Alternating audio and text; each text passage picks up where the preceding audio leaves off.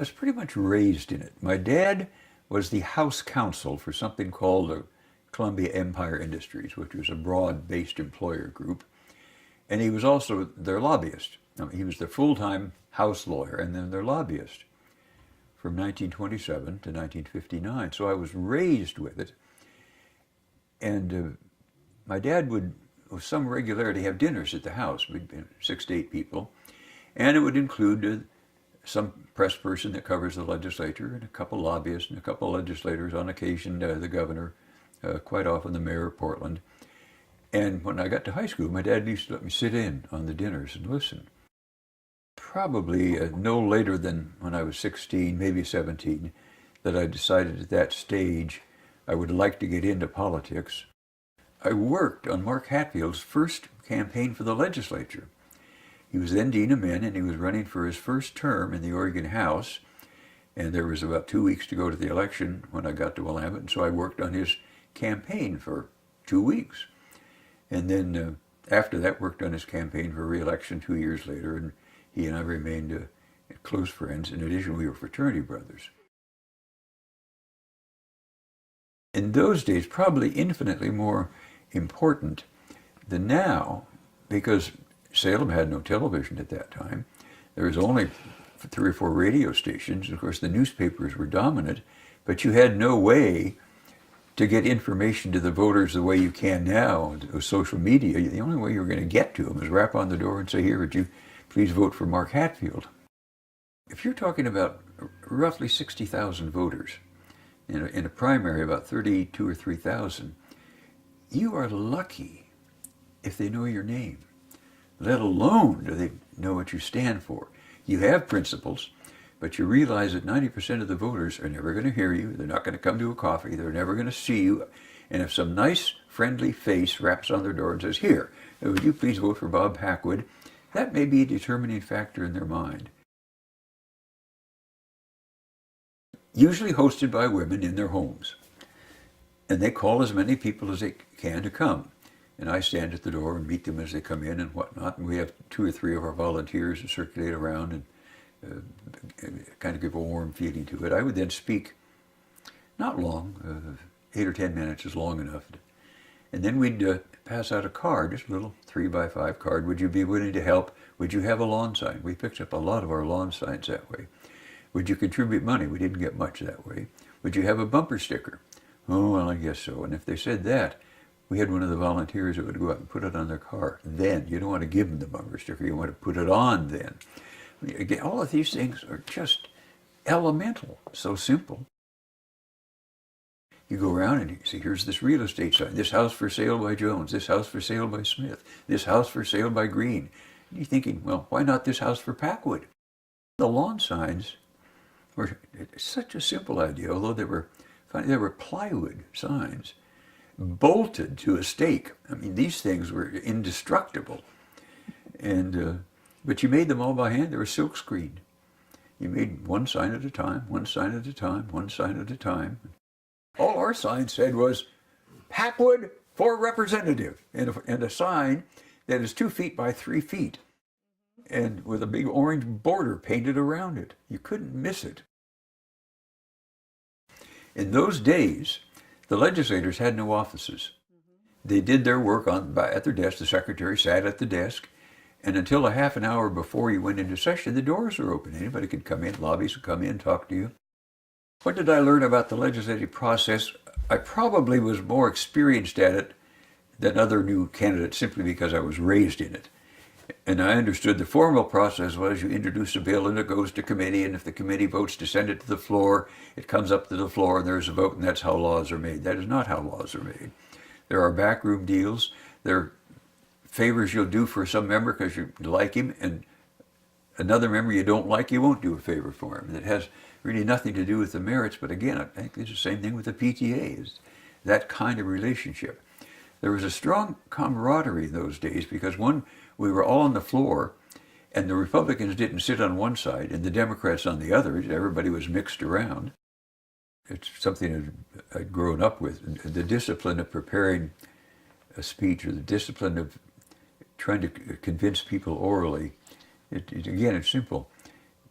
you go through your speech, and you go through it, and you go through it, and you go through it, and you through it, and say, what can I cut, what can I cut, what can I cut?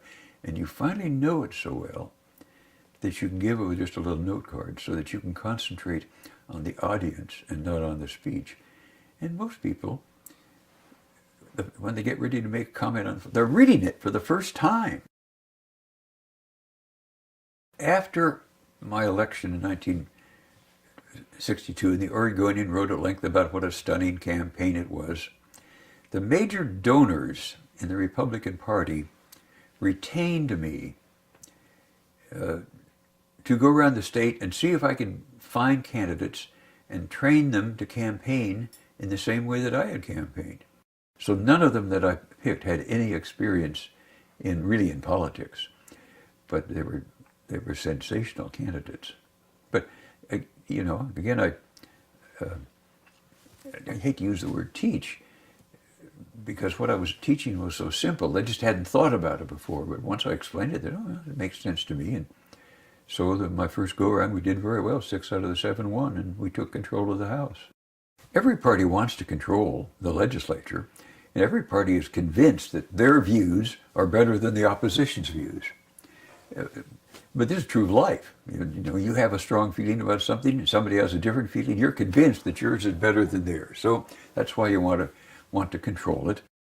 Howell Appling had been Mark Hatfield's Multnomah County Republican chairman when Mark was elected governor in 1958.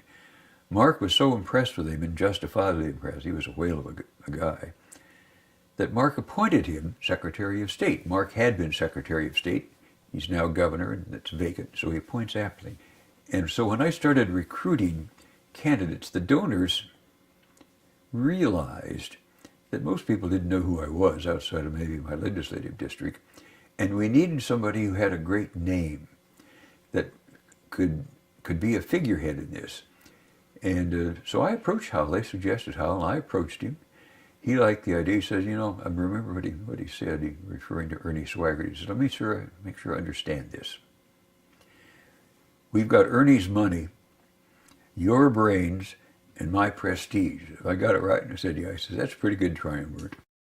There would be a difference in the kind of candidate I'd be looking for in Ontario as opposed to Eugene. Rural areas are more conservative. And if I can find a candidate that more or less matches the philosophy of the area, that would be my favorite. So I might find a conservative in Ontario that fits, and I might find a liberal in Eugene that fits, both Republicans. But more important to me than that was, are they going to be a good candidate? I don't want somebody that's perfectly in touch with the local people and can't campaign worth a tinker's dam. So I would try to fit the candidate. One of the ones I thought was the most fit was a guy named Paul Hanneman from Pacific City in Tillamook County. And he was a dory fisherman. And I thought, what better fits this area than a dory fisherman from Pacific City? He was a great candidate. He never run for anything in his life. Where did the idea come from to hold what is now called the Dorchester Conference? First, it's simple to find the name. We're looking for some place to have it, and somebody said, what about the Dorchester House? So that is where the name comes from.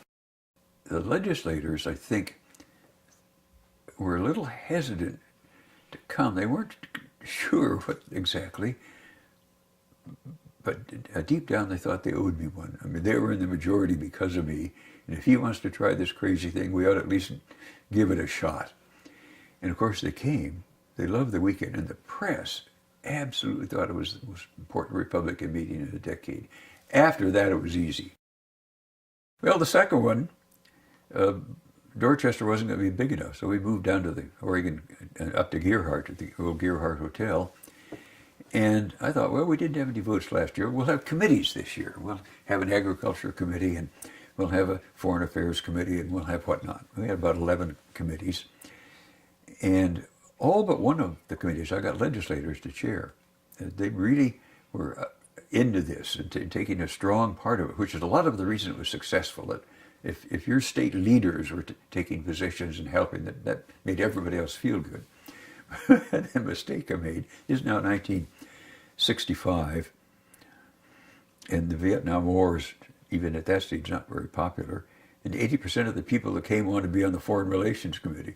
They want to talk about Vietnam. What are we going to do? And I might have 3 people on the Agriculture Committee. So that format didn't work. Why should they be involved? Because the political process is going to determine how they're governed. It's going to determine how much money the state may put into education as opposed to highways, or vice versa. This affects them. And this is why they ought to be voting rather than the attitude, oh, plague on all of you. You're all corrupt. It doesn't matter if we elect Republicans today. I'm not going to vote. Doesn't make any difference. It does make a difference.